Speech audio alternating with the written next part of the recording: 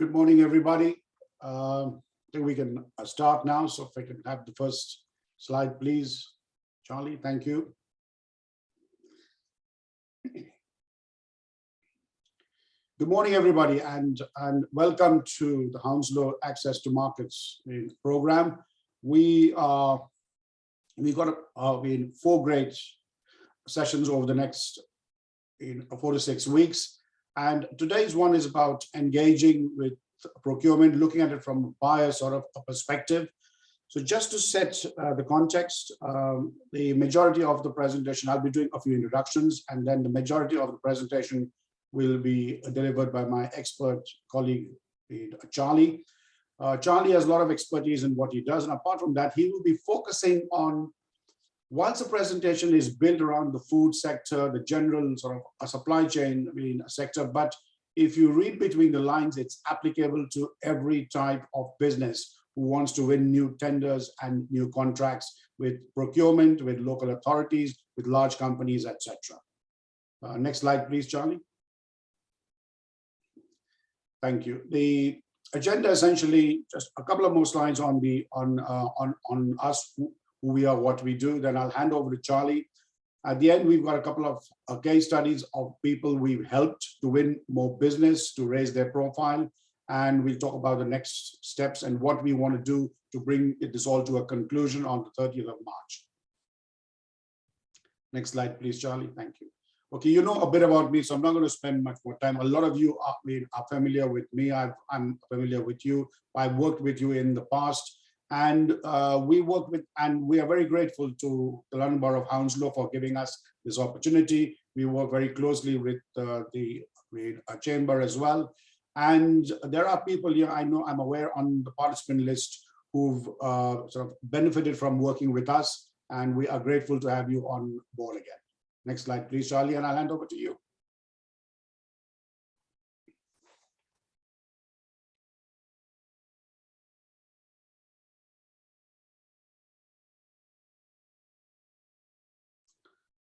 Charlie, please introduce yourself, unmute and put on your camera, please. Okay, Charlie seems to have, is that okay? Right, here we go. Okay, is that better? Yes, it is. Go on, Charlie, all over to you. Lovely. So Charlie McClelland is my name. I've worked at corporate director level and specialised in business growth with the end in mind. And so to me, that's all about planning to be successful. And if you follow that on, I would suggest if you plan for success and you follow the plan, the result should be predictable. It often involves asking yourself or having somebody ask you a lot of questions, and you'll see that come out today.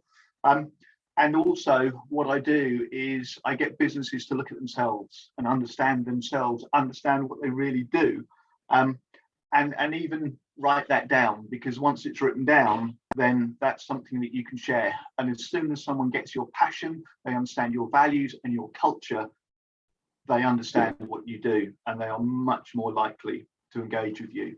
And we have a tool for this. It's called the Business Model Canvas. And if you have a one-to-one later, you'll see how this works. But actually, most people simply want to know your why. Why do you do things? Why do you care? Why should they care about you? So the more questions that you can answer, the more confident you will be, and the better you will be about doing what you do and engaging with other people, which is actually what this is all about. Yes, they may be giants in the retail or any other business, and you might consider yourself quite small. But what I want to share with you today is how to engage with them, how you can win tenders or procurement jobs in any other way. And the last thing I want to say about me is that I love car analogies, so don't be surprised if you hear something about cars today. Thank you.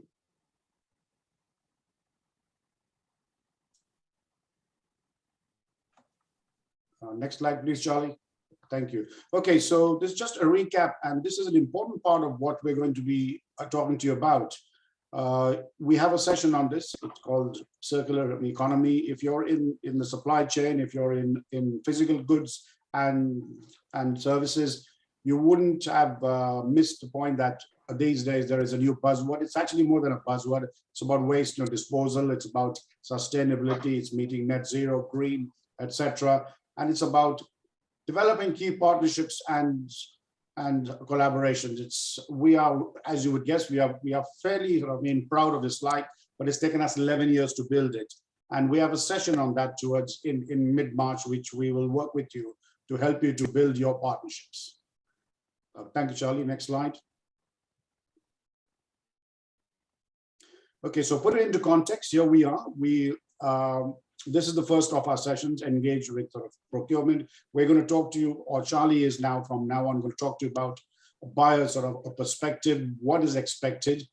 Some of you, about 9 of you, filled in the online bid capability assessment questionnaire and report, and received a report as well. And we've got a few. We're combining this with in the access to markets program. We're combining it with the bid skills, sales enablement. We look at your business model. We look at how you can develop your products and services.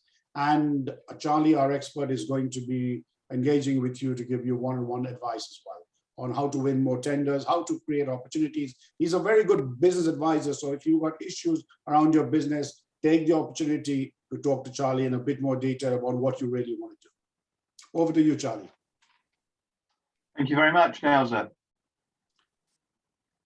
So, Nauza, should I have my camera on as well for this? Yes, please, Charlie. Thank you. Okay. So, good morning, everybody. This is where it really starts. And as Nauza has already mentioned, this is about how you can access the markets. And although the program was originally aimed at people in food and the retail sector, as Nauza has said, this is something that's going to work for everybody if you look at the principles involved. And it relies on you being able to answer questions, because one of the things that people seem to forget is that the person you talk to at a retail or a big company is just that. They are a person. And although there may be some kind of computer things helping to get your paperwork to them or getting your appointment with them, it is absolutely a person that makes the decisions. And so all of today is about how can we understand what makes that person tick, what makes them get out of bed, what makes them more successful in their job. So in order to do that, you need to be able to answer anything and everything about your business. You will need to know what they are likely to ask you.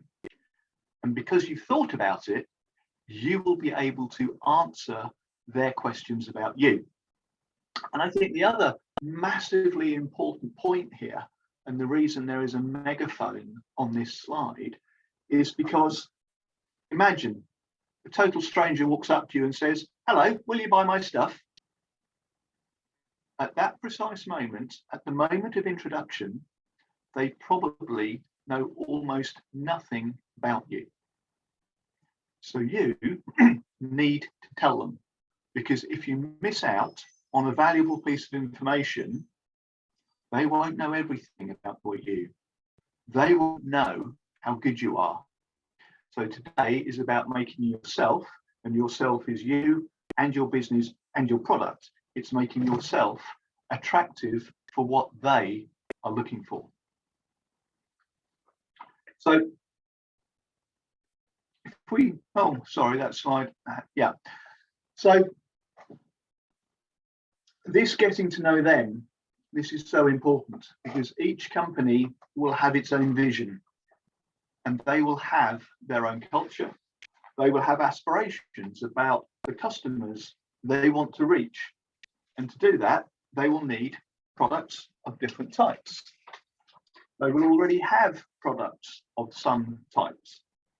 And also, especially as people, there will be things they like.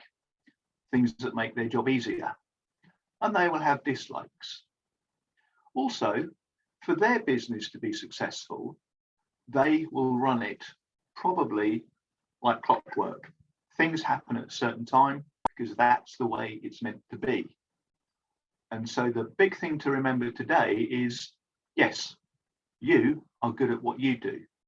Yes, you are fantastic. But remember, you have to fit in with what they want, because they typically will not bend at all. They just will not be interested in what it is that you want to do. And sometimes I call this a fun fact. They don't care about you, actually. People like you get in touch all of the time. And it's all about me, me, me. I'm wonderful. I have a lovely product. I think you should sell my stuff. I'm really good. You haven't got anything like me. So what? What we need to do is to be in their shoes and answer the big question. How do we present ourselves so they look better?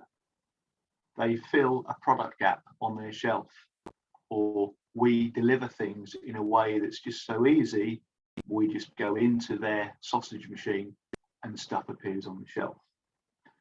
But the other thing that will come out of today is that you only get one chance to make a first impression.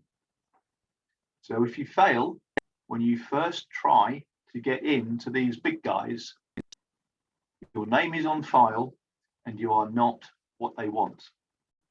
So today is about the exact opposite.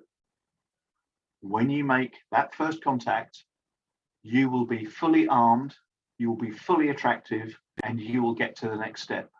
They will engage with you to find out more about you. So, first thing to think about really is, if you're wanting to engage with a lovely big company because they can sell lots of your stuff, first question, are you looking for a retail chain? We all shop, I think, in retail chains, and a retail chain is characterized by it sells one box of biscuits, one box of eggs, maybe not single egg, but they sell one of everything, but they have many on the shelf. The alternative might be a distribution company or a wholesaler. So they will sell a big box, maybe a pallet load, but they will sell a big box of your stuff to maybe a small corner shop or a small other company. So that's the first decision point. Who do you want to get to and why? Because if you approach them and say, hello, can you sell my product? I almost guarantee the first question they'll say is, that's interesting. Why did you choose us? Make sure that you have the answer. And if you can, try and think about, what does everyone else say? Everyone else says we're best, or we're this, or we're that. If you can show you've done research and you have chosen them because then they will be interested, because they can see that you know what you're talking about. And if that's your opening comment, they are much more likely to want to talk to you. So make yourself attractive, the bottom line there. Make yourself attractive for what they are looking for. And they might not know what they're looking for. So the first exercise. Have a think. I hope you've got a piece of paper in front of you. And just spend a couple of minutes thinking about, in my wildest dreams, who would I like to sell to? And start top level, company name, Tesco's, Brakes, 7-Eleven, Costco, Waitrose, whoever, Ocado, really doesn't matter. And if it's a non-retail food name, again, really doesn't matter. But put the company name in. And then think about, how are you going to work down? Because you need to get inside a person's head. Because you will be talking to them. It might be through a presentation. It might be through a bid response. It might be a phone call. They might ask to see you face to face. But think about how you're going to communicate with that person. What's their name? What's their job title? And I can give you an example here where I was looking at somebody because they were inviting me to help their company get into Tesco's. And they had a story, but they didn't really know who to talk to, and they failed every time. So I'll tell you more about that later. And also think about why. Why do you want to sell them? And again, your answer needs to express it in what they're looking for. Let me give you another analogy. Let's supposing you're in your car, you've got a puncture, it's the worst possible time, it's pouring with rain, there's puddles everywhere, the tire's ruined and you don't know what to do. And do you know what? You've got this lovely old pair of shoes. It's a pair of shoes that you love to drive in because they're so comfortable. But they are a bit tatty and, you know, they're maybe not massively waterproof. And some stranger comes up to you and says, "Oh, hello, sir. I can do you a lovely new pair of shoes." What? You can do me a lovely new pair of shoes? What on earth are you talking about? My problem today is I have a puncture on my car. You might make the finest shoes. Your shoes may come from some mass production factory that's in another part of the world. But at the time of introduction, you have not found what the person wants. That poor person stuck beside the road with a flat tire needs a tire fixed. They don't need a new pair of shoes. So make sure that you know what the person is in the market for and you have the product. Because then, if the conversation went differently and said, "Oh, let me help you. I can help you change your tire. Let me help you. I have new tires in my car." A bit unlikely, but understand what the person is wanting. So that's your exercise. So I hope while you've been talking, you've been writing things down. Who is it you want to sell to? Start at the top and go down as far as you can. What's the name of the company? What's the job title? Who is it that is in that job? And can you get a personal email address? And obviously LinkedIn might help. And as I'll show you later, some people have, or some companies have a very efficient, very streamlined way of inviting you to get in touch. So I'm going to pause and also have a think. Why is this going to work? Why are they likely to want what I would like to sell to them? Difficult questions. And as we go through today, I'll help you get to the bottom of how to answer them a lot better.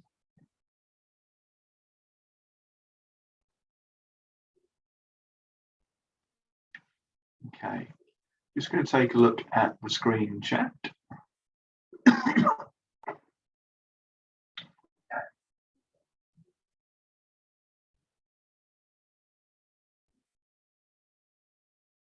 Okay, so that's good. I think the questions there have been answered already. Okay, so let's imagine now that we have the name of the company in front of you. And they are huge.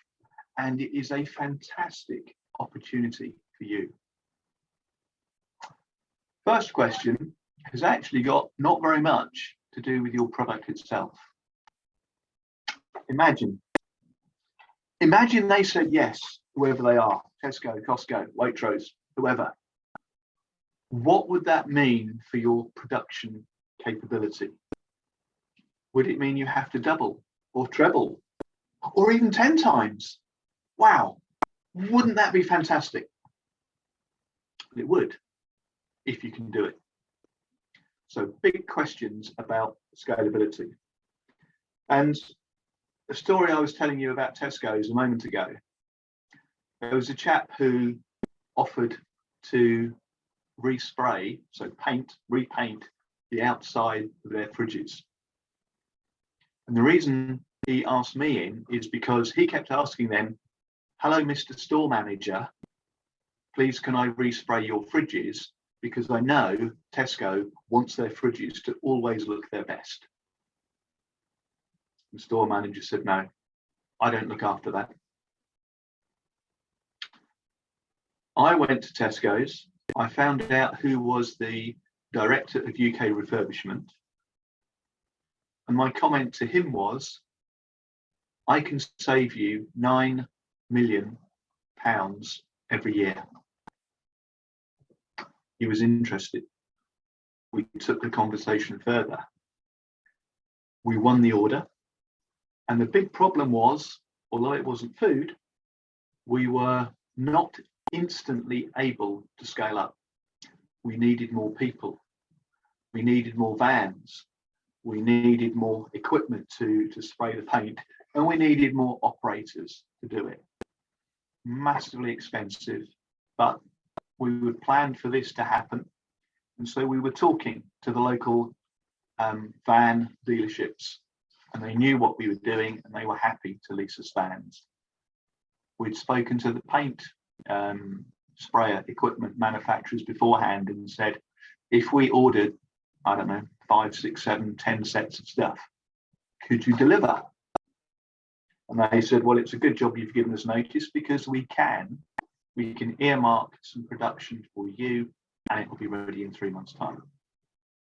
So whatever it is you need to scale, more space, more cookers, more staff, maybe more refrigeration to keep the raw materials, the ingredients cold, I don't know. Maybe you need working capital. Whatever it is you need, talk to somebody about scalability. Because if you win the order and then think, oh my goodness, I'm not quite sure how I'm going to make this. Well, guess what? You would not have got the order, because you will be asked, if you get a big order, how much difference will it make to your business? And how can you show me that you have the plans for scalability? So that's just doing what you do, bigger, faster, better. And the other challenge, regardless of how big the order is from this other company, is consistency. So everything you sell must look perfect, must look good, taste good, and be fresh every single time. And the way that you can do that is to make sure that your products are consistently made, so easy to replicate, and make sure that you have the recipes, the ingredients, they always come from the same place, and everything is always, always, always done the same way. Who is your supplier?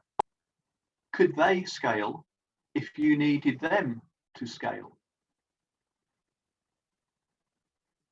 Also, dress code for the people who are making what they make, doing the cooking, putting the stuff into packaging, whatever it is. Do they look professional? Do they look clean? Do they look tidy? Are the garments they wear regularly laundered? Can you show they are regularly laundered? You will be asked about every single part of your business. Because what you're doing here is you are asking the Waitrose, the Tesco's, whoever, to put their reputation on the line by using you. So they have to be very, very sure that what you do is up to their standards. So again, normally food preparation standards, they're well understood, they're easy to follow. Make sure that you document exactly how you do it, exactly how you check it, exactly how everything is done, because you will be asked for it. And if you document it frequently, you will become consistent if you're not already consistent. So that's about the process. That's about your ability to tell the big guys, yes, we can. Yes, we can do it well. So you can scale and you can be consistent. So product desirability. Again, the whole desirability piece is a big thing that we talk about, because desirability covers so many aspects of everything that you do, and you want to be a desirable partner. If we look at the individual packaging, it's what sits on their shelf. So it has to be attractive to their end customer. So do you want it to link into their brand somehow? Do you want to stand out as your own? Again, if you go to retailers, you know, the drinks people, I'm trying to think of their name, who make the shakes, but they stand out very much so as being funky and different. And people know the supermarket stock them.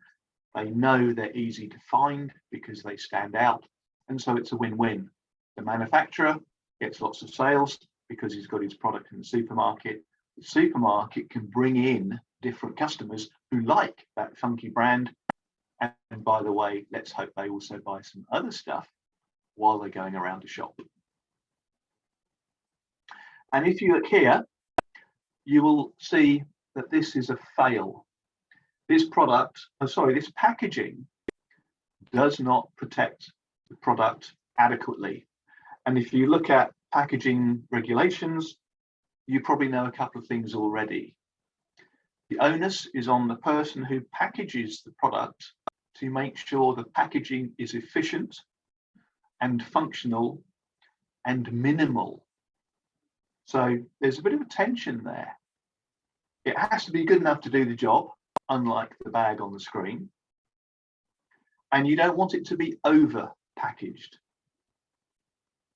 Also consider, should it be, can it be, is it recyclable? Because again, most of these larger stores will have targets for recyclability. And consumers will also express a willingness to buy things which are packaged in recyclable materials. And the other thing you may or may not know is that the government are bringing out what's been referred to as a plastic tax. And this is exactly what it sounds like. It is a tax on plastic waste. And the person who pays it is the person at the point of sale, the shop. So if your goods are wrapped in plastic, in a plastic box, and they go to the shop, that shop will effectively be fined because they have to pay a tax to the government starting in April for every metric ton of plastic that goes into their store. Because we all know what goes into the store will come out, and if it's not recyclable, that's bad. It has to go into the landfill. It has to be dealt with. It's a problem. And that's why the government are levying a tax on it. But coming back to your package, what else does it tell you? What else should it tell people? Well, hopefully it'll say the size or the weight or you know, the content, how much is there in there. It should tell the buyer, the purchaser, the end user, what's in it, the ingredients. And it's common practice now to also highlight things that people might be allergic to. And also the location of the factory. For some people, made in UK might be good enough. Or if you are a smaller bespoke factory, you might want to have your factory name on it. For anything that's edible, there will need to be a best before date or a use by date, or possibly both. And if your product needs to be stored under certain conditions, like refrigeration, keep in a cool, dark place, whatever it might be, that has to be clearly visible on your package. And of course, perhaps the most important thing is, how is your price displayed? For some shops, they will put a sticker on, they will add their own price ticket. So it's good if your packaging allows a sticky thing to be put on it, because some plastics, you try and stick something off, it just peels off again. But for the bigger stores, they will operate with barcodes. So when they get to the scanner, when you get to leave the shop, you scan the item, the barcode is read, and everyone knows what's happening. So that's another point to work with the retailer on. When you ask the question, which barcoding system do you use? Do you want to issue me with a barcode? But again, you need to understand how that works. And that may well need a change to your packaging, which is specific to each retailer. So that's the individual packaging. That's what the customer sees on the shelf. So before it goes on the shelf, it has to go through some sort of a journey. It will, you'll collect the ingredients together, you'll mix them together. And again, say the main thing we're talking about today is the food industry, but it could be anything. It leaves your factory, your place of manufacture, and somehow gets to the shop where it's going to be sold. Or if it's an e-tailer, it will get to their central distribution warehouse, but somehow it leaves you and arrives at them. So that's a whole nother set of questions about packaging. How do you make sure the big packaging, the outer packaging, is up to the job? Because from their perspective, they want it to be easy. They don't want anything to break. They want it to be easy to collect. So they may have certain size boxes, so it fits neatly into their warehouse. And again, robust containers. Can you use returnable crates? Is that something that they would like? Because that's massively sustainable. If you use cardboard boxes, well, are they in fact robust enough? And again, everything we spoke about in terms of the labeling has to be on the outside of the box. So who are you? Where has this box come from? When was it ordered? Possibly. What's in the box? So product name and quantity. And again, if it's something that has a best before or a use by dates, that should also be clearly visible on the outside of the box. And again, check with the person that you want to sell to. Some of them say it has to be visible on the front.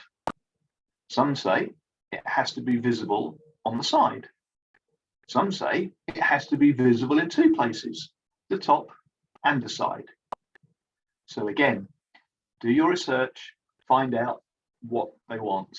And there's a really easy way to do this research, which we'll cover in a minute. And again, if there are storage instructions, keep at a low temperature, keep in a cool, dark place, keep away from other chemicals or whatever. And lastly, do you need to provide the point of sale? And I'm sure most of you know this, but point of sale is the container or the thing it sits in the shop. Is that manufactured once for the shop and it's something, quite robust and it sits on the counter? Maybe, I'm trying to think of an example, chewing gum. Chewing gum generally is sat by the till, and point of sale is a certain type of shelving, and it may be logoed. Other things come in a larger box. So a box of biscuits, you might find there are 10 or 12 or 14 individual packets of biscuits in a beautifully designed, beautifully logoed box. Is that required? Because if you're selling to a wholesaler, that might be a complete waste of time and money. So again, do your research. And the picture there on that slide, that's one particular company. You can clearly see the name there, Brakes or Brakes Group. And if you wish to become a supplier of theirs, they give you a 24-page booklet.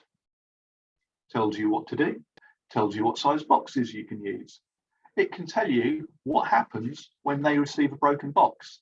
By the way, the answer is they fine you.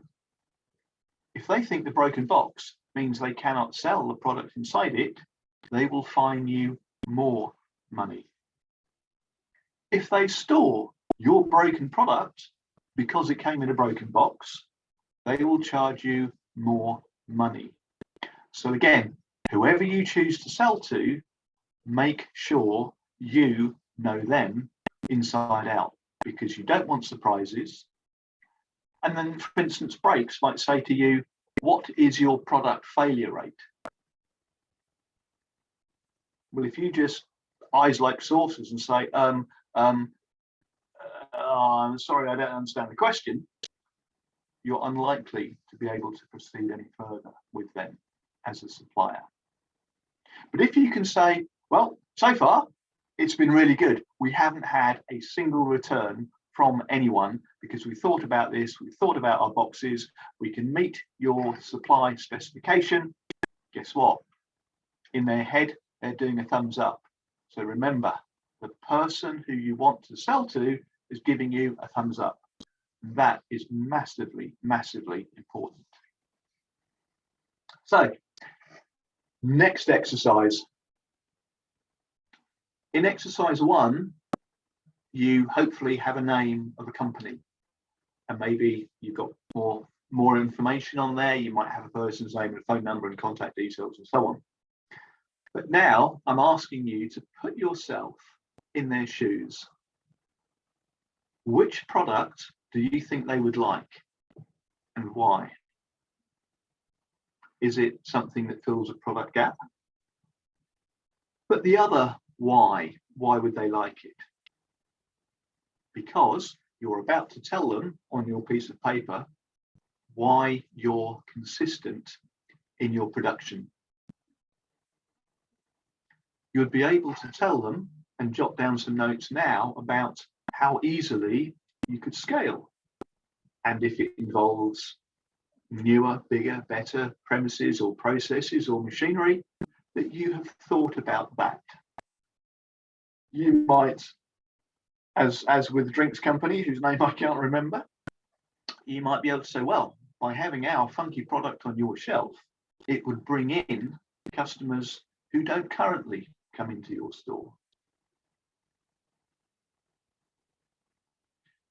And if you can show them how you've worked with a similar product or the same product with somebody else and say, well, this is how it worked at da da da da da, there is nothing like that to really make them sit up. Because again, I mentioned the story of the Tesco's and the painting of the fridges and everything.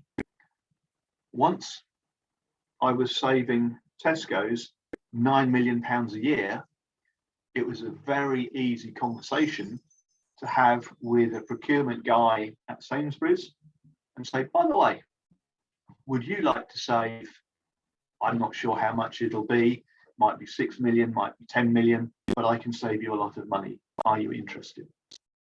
So by talking their language and by talking about what they want to hear from you about how you make their business better, that's what I want to see on your piece of paper now. So again, we'll pause for a moment or two so that you can jot some ideas down that you can develop later after the end of today's session.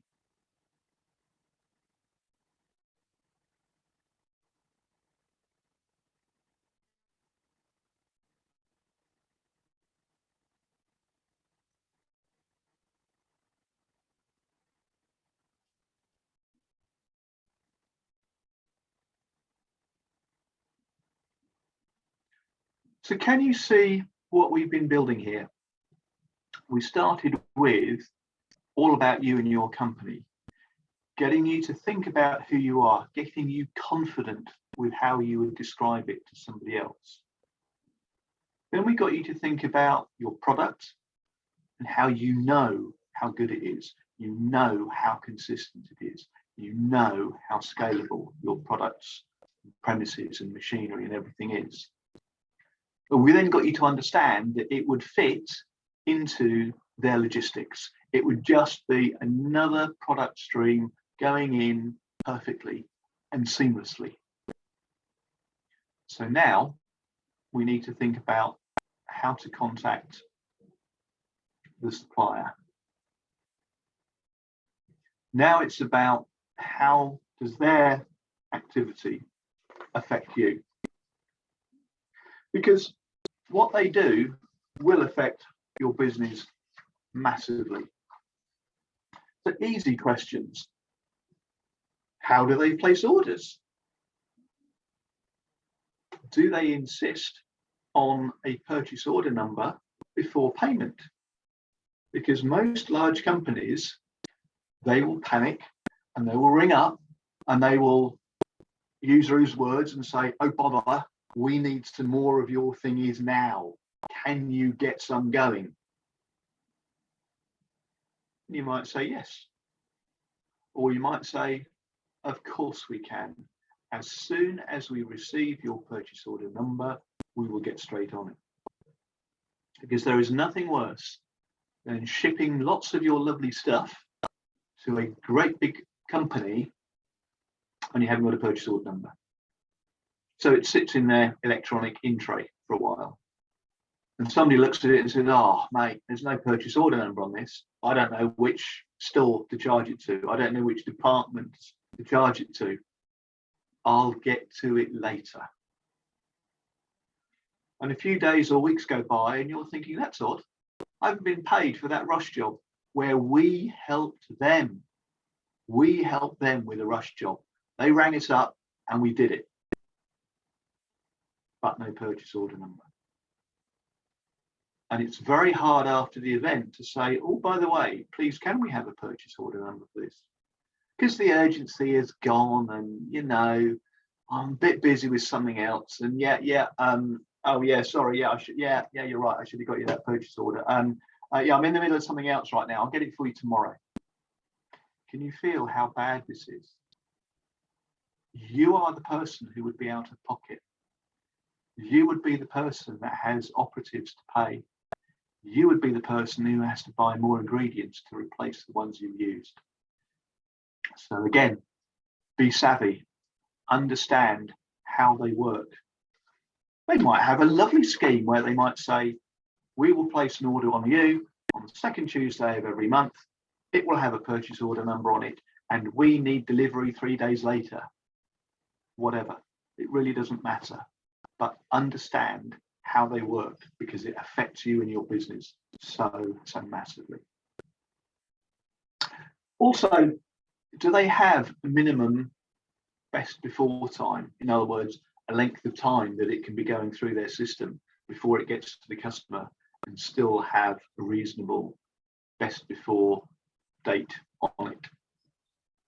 Because we all know if we go to a shop and the best before day is today or tomorrow, that's kind of bad news, isn't it? We go to the back, we pick one with a later date.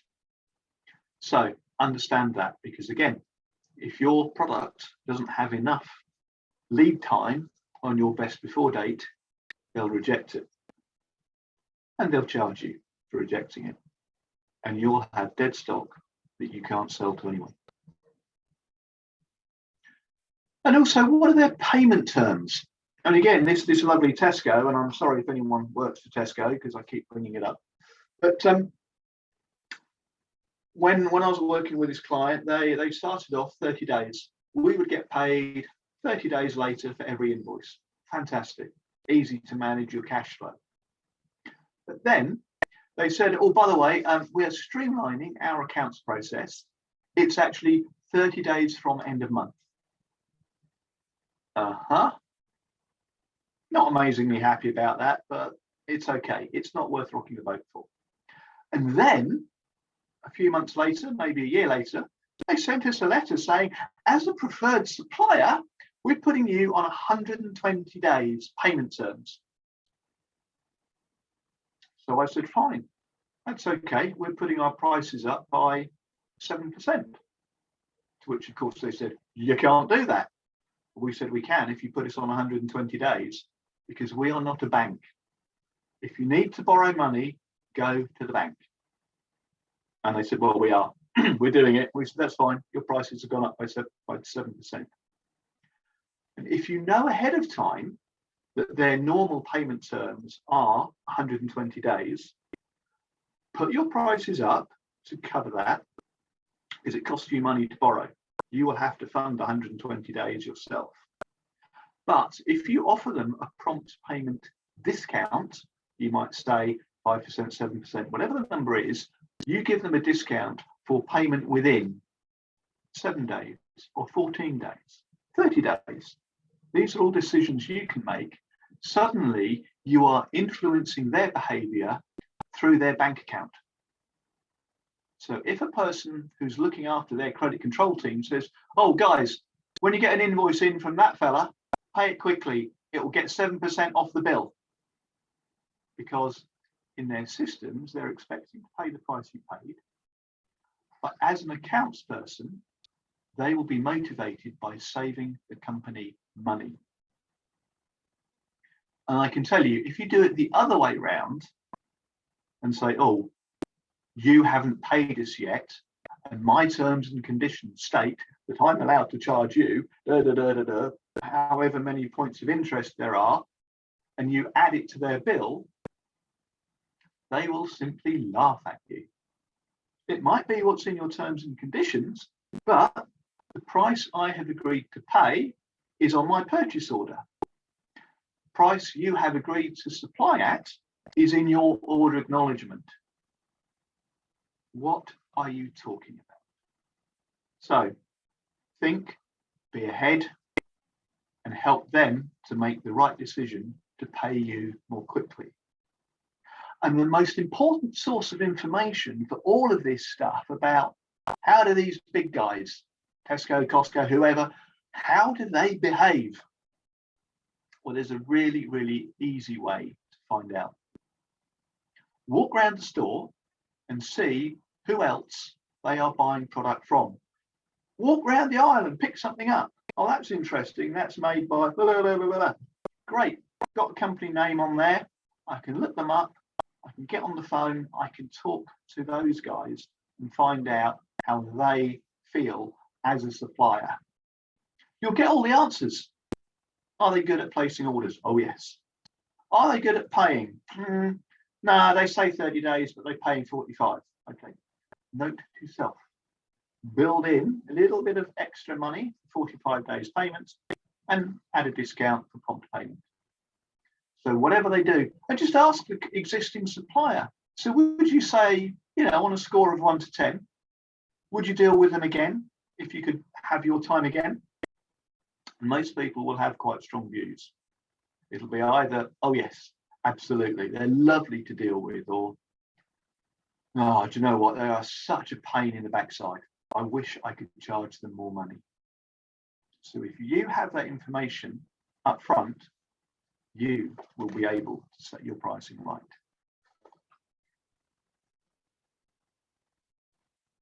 So you now know how they behave. You know them as a company intimately. I've also said to you, get inside the buyer's head, because it is personal. You may not have met them yet, but you know what they do. You've put yourself in their shoes. You know what their company needs them to do, and you want to help. And I mentioned before, prior to you making contact with you, they know nothing. So at the first time you contact them, you need to build something which is called a value proposition. And what the value proposition does is it tells them what their problem is. It then tells them how it's solved. So I promised you a car analogy. Let's use one now. You go to a car lot, a garage, whatever we call the place where people sell motor cars. And in the parking lot, there is this lovely, lovely sports car. The roof is down, it's polished, lovely, 2 seats, great long bonnet. And for some people, oh, what a lovely car. So you or I walk in there, and the salesman ambles up alongside us. He will have, if he's good, he will have 3 or 4 value propositions depending on who he thinks I am. So he asks me a very easy question. Hello, sir. Isn't she a beauty? Because that's the way men talk about cars. Isn't she a beauty? And he's waiting for my response. If I say, oh, yes, let me have a test drive, he knows I'm interested in that sort of car, something where the top comes down, 2 seats and everything else. What I might say is, oh, yeah, this is lovely, but, you know, I'm married, I've got 3 kids and a dog. Oh, well, sir, do you know what? You're right, they won't all fit in there. Let's go over here, because I've got a range of people carriers or whatever it might be. Or my reaction might be very British and say, really? An open top car in this country? Are you kidding? It always rains here. I need something with a solid roof. So he could take me to a different part of his car lot where he can show me something with a solid roof. Might still be a lovely sleek sports car, because I haven't said I need more seats. But what he's done is he has got into my head. And when he says to me, let me show you the people carrier, sir. Oh, good. He understands I don't want that super duper sports car. I've given him a tick in the box. When he takes me over to the people carriers, he might say, well, sir, what sort of thing are you looking for? Is it just the one dog you've got? Actually, no, we have got 2 dogs, but I didn't tell him that. Tick. He's just asked me a really sensible question. Okay, 2 dogs. And do you go on holiday abroad, or do you drive around the UK? Bit of both, really. Okay. But when you go to the airport, presumably the dogs don't go with you. So that space in the back, we can put your suitcases in. Yeah. So again, he's just got me to do another tick in my head. And I'm thinking, oh, wow, this person is so switched on. They understand me. I've only met them for a few minutes, but they understand me. And I keep going tick, tick. And so my brain is, wow, we have a relationship here. I want to buy from this person. And that's what I want you guys to do when you are talking to the person within an organization. Get inside their heads, understand what they need, tell them how you can see their problem and can solve it. And also, if they tell you, by the way, we have a portal, we have a way to register your company if you're thinking of doing business with us, make sure that you follow their plan. Because unless you have a personal invitation and you happen to have bumped into somebody who is a really good person, if you bypass the system, it won't work. So we now know who they are. We know how to get inside their heads. For goodness sake, do not have typos on your submission. If we look at the box there, let's eat mum. Well, I don't think mum would be very pleased. Let's eat mum. No. Let's not eat mum, because then you'll never get a meal cooked for you again. But with the correct punctuation, without typos, it is a completely different message. It's inviting mum to join us. Let's eat together, mum. So typos, stupid little typos, can make or break something, because what they are looking for is your consistency. You are showing them your quality level. You are showing them that things don't leave your premises until they have been checked, until they meet the standards of the person they are going to. So get someone else to check your work, because believe you me, I've written lots of tenders and I will not send one without giving it to someone else to proofread, because I know what it says. I've written it. and I can't see the mistakes, I give it to someone else, and I recommend that you do the same. And if they ask you specific questions, make jolly sure you answer them, because they don't ask them for fun. They are asking so they can put a tick in the box. Good, yep, like that answer, good, tick, tick, tick.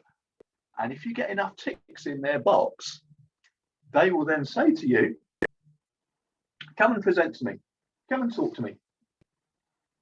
And then some people get very, very nervous at that point.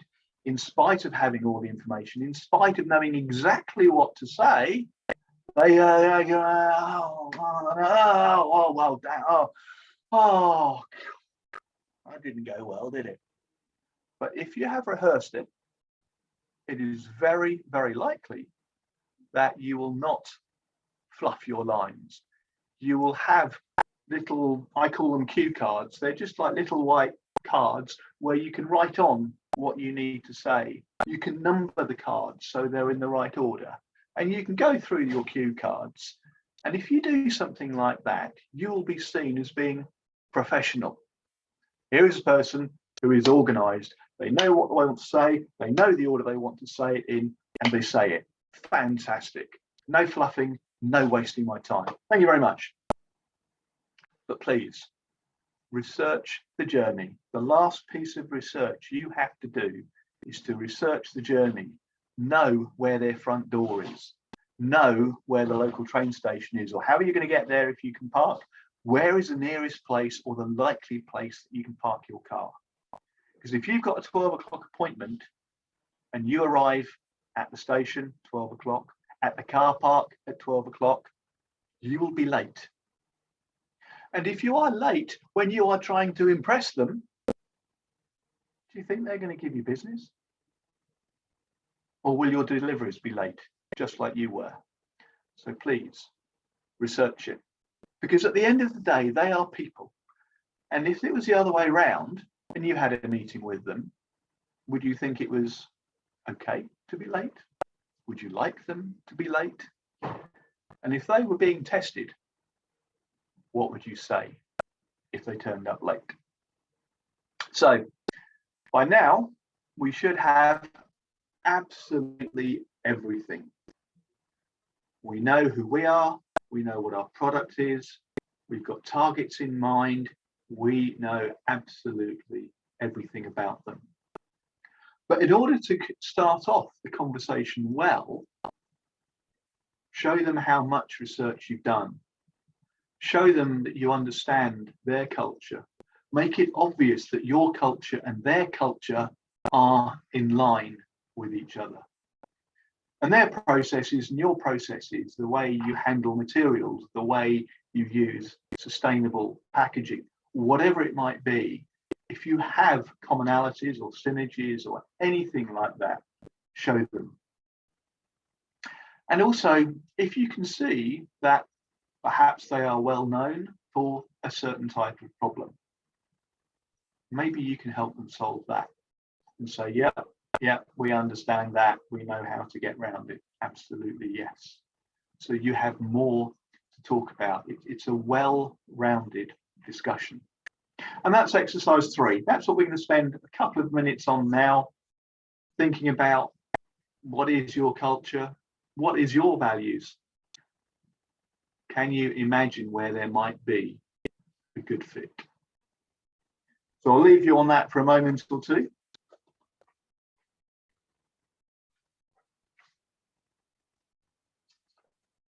And very shortly we'll be going on to the case studies. And apologies if I've overrun a little bit.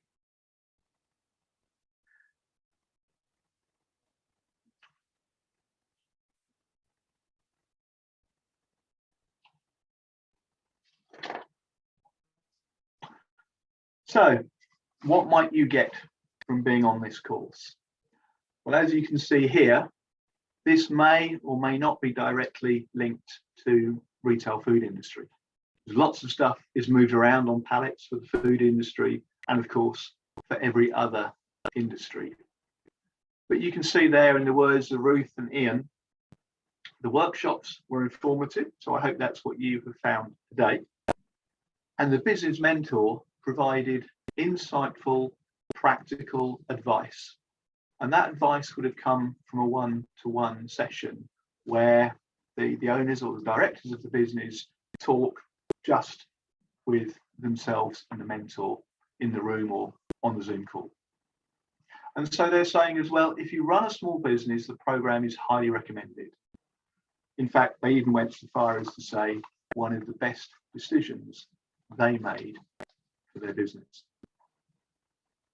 And also what the photographs at the bottom show is that they have diversified.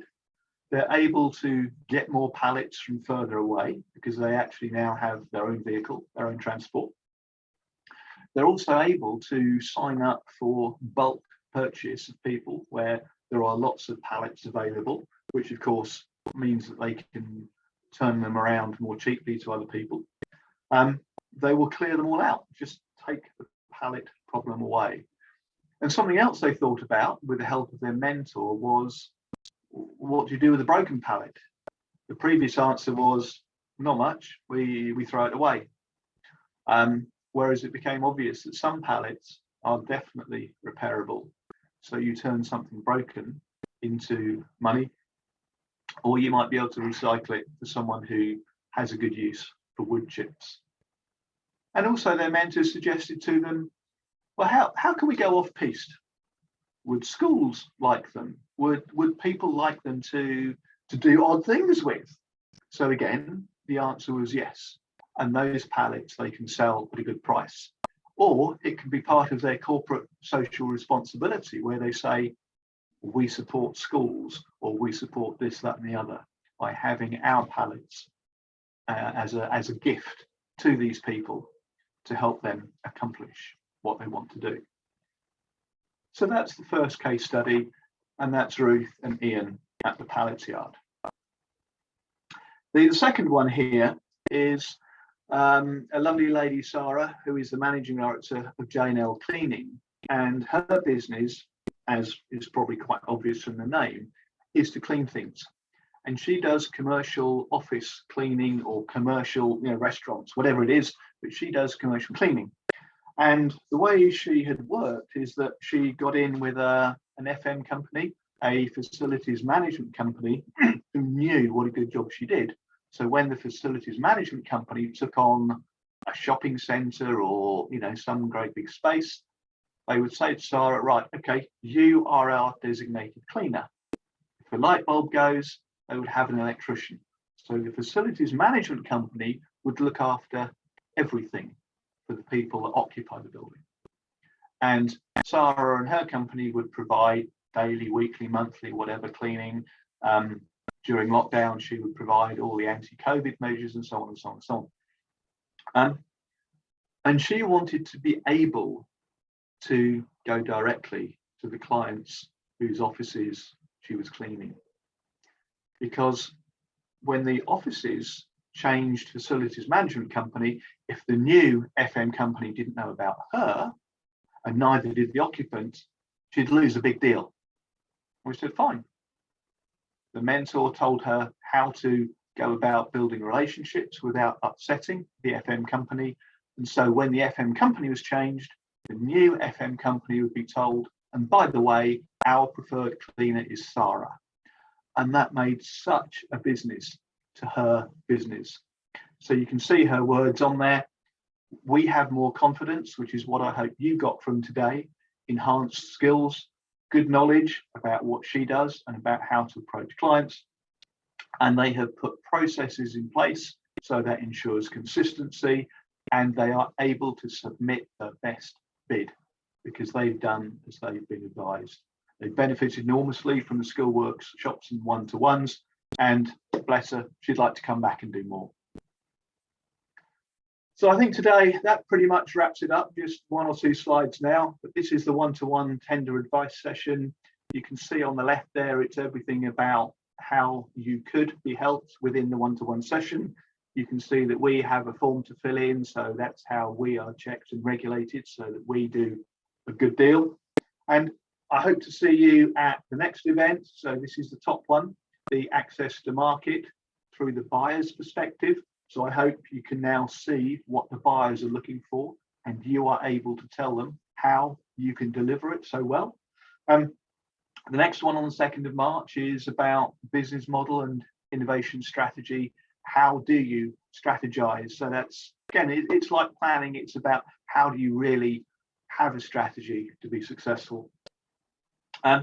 Designing products and services for procurement. Again, that fits in neatly with what's been gone before.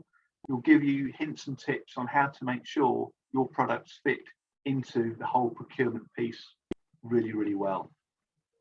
And also, for most small businesses, they can't and choose not to do everything. And even the big guys, if you ever look at the big supermarkets and their logistics, you might have their logo on the side of the truck, but it is not them who do the deliveries. It will be contracted out, outsourced to somebody else. But right at the beginning, Nowza mentioned about recycling and how does that work? So that's what happens to product at end of life. And so again, the circular economy is really, really important, because you will have key partners. You will have people that you turn to on a regular basis. And by careful thought and attending that seminar, you will understand how to define what you want the key partners to do and how to choose good ones. And then the last one, the session, which I think will be a lot of fun, is we've arranged for people who are in the world of procurement to actually come and meet with you at the Holiday Inn at Brentford Lock, and you can see the date and the time there. So I hope to see you there. And also next week, I think it's next week, Thursday 24th, Hounslow are having their own festival of business. So again, details on the left, seminars throughout the day, lots of fellow businesses, local businesses to meet and to talk to. And also, as part of the Branduin operation, you can see that we run specific bid writing workshops that will help you. And again, you'll recognise from the bottom half of that right-hand logo, that's something that was shown to you by Nowza early on. So I think now I can pause and take a breath. And I don't know if anybody has any questions. Thank you, Charlie. That was excellent. A great presentation. And you obviously know what you're doing. What I would seriously recommend to everybody who's who's attending today is send me an email or send Charlie an email directly if you want to have one-to-one session. They're like gold dust. They'll be on a first come first serve sort of basis. They are available. Your business should be based in the borough of Hounslow. Even if you're not, you can attend the webinars, but the one-to-one sessions are for businesses in the borough of Hounslow. So if you want to send an email to Charlie, that's charles@branduin.co.uk, and he will put you on a priority list. And we hope to see you soon again. We've got a webinar starting in 2 weeks' time, and we hope to see you next week. If you want to join us, we have a stand at the Hounslow Festival of Business, where Charlie and I will be there from early morning onwards. So we look forward to seeing you. Any questions, if you want to know more about the program, and if you want to meet large buyers, there are lots of large buyers, tier 1 and tier 2 suppliers who are also exhibiting at the event. So you're welcome to see us all, and we will make some introductions if you want them. Any questions, put them on a chat. The webinar recording is, as usual, will be available on the Hounslow Chamber YouTube channel, hopefully by tomorrow. And you can have a look at that if you want to revisit some of the great stuff that Charlie spoke about. So any other questions? Otherwise, I leave it to you, Charlie, to close and say thank you very much for you all for attending, and thank you, Charlie, for the excellent knowledge and information today. Thank you. Okay. Well, certainly it's been a pleasure for me. I hope that those of you on the call or on the webinar did get a lot from it.